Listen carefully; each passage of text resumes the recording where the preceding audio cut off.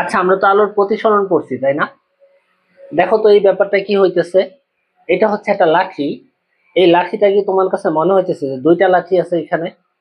আসলে কিন্তু এখানে দুইটা লাঠি না, এখানে হচ্ছে একটা লাঠি। কিন্তু দেখো আমি এই পাশ দিয়ে দেখতে পাইতেছি লাঠিটা এখান দিয়ে ভাঙে গেছে। তুমিও কি সেটাই দেখতে পাচ্ছ? হ্যাঁ, মনে হচ্ছে যে এই জায়গায় আসলে দুইটা লাঠি বা লাঠিটা ভাঙা। আসলে এই লাঠিটা যতটুক নিচে যাওয়ার কথা ছিল ততটুক নিচে না দেখা আমরা দেখতে পাচ্ছি নিচের অংশটা উপরে আছে।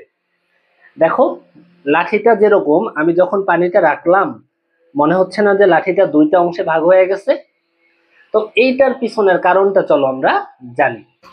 চলো আমরা গ্লাসে যে কাঠির ব্যাপারটা দেখলাম সেটা একটু বোঝার চেষ্টা করি।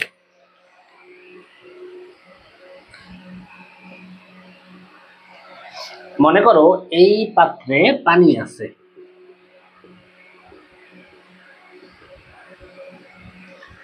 এই পানির মধ্যে একটা মাছ আছে। তো এই পানির মধ্যে যে মাছটা আছে, এই মাছটাকে আসলে আমরা কিভাবে দেখতে পাই?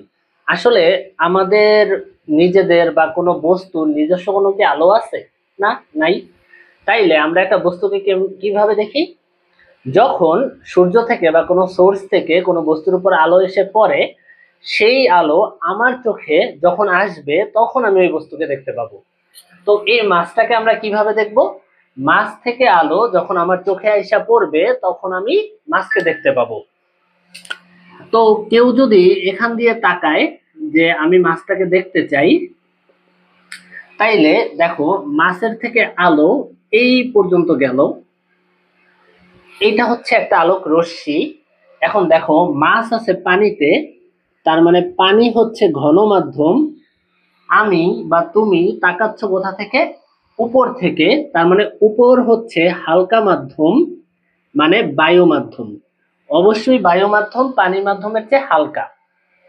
এখন মাছের থেকে যে আলোক রশ্মি আসলো, বলো, আলোক রশ্মি যেখানে আপতিত হয় সেখানে অভিলম্ব যদি আমি কল্পনা করি, তাহলে এইটা যদি কোণ আই হয়, তাইলে প্রতিসরণ কোণ কি হবে? আর বড় হবে না? আলোক রশ্মি যখন ঘনমাধ্যম থেকে হালকা মাধ্যমে যায় তখন আপতন কোণের থেকে প্রতিসরণ কোণ বড় হয়। তাহলে প্রতিসরণ কোণ যদি বড় হয় তাইলে আলোটা এইভাবে ছড়ায়া পড়বে। তো দেখো আলোটা আমার চোখে কিভাবে আসলো? ছড়ায়া পড়লো। এই আর কোণটা বড় হইল, আপতন কোণ আই এর চেয়ে প্রতিসরণ কোণ আর বড় হইল। তখন অ্যাকচুয়ালি আমি এই মাছটাকে দেখতে পাবো এইখানে। আমার চোখে যে আলোটা আসছে আমার কাছে মনে হবে আলোটা এইখান থেকে আসছে।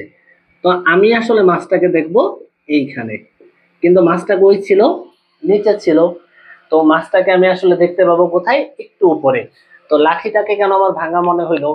কারণ লাঠি ছিল ঘন মাধ্যমে, আমি ছিলাম হালকা মাধ্যমে। তো আমি যখন ঘন মাধ্যম থেকে হালকা মাধ্যমে আলো আসলো, আলোটা আমার চোখে বাইকে আসছে। এই বাঁকা হওয়ার কারণে আমার কাছে মনে হয়েছে লাঠিটা একটু উপরে আছে আর লাঠির অংশটা ভাঙা আছে। আশা করি বুঝতে পারছো।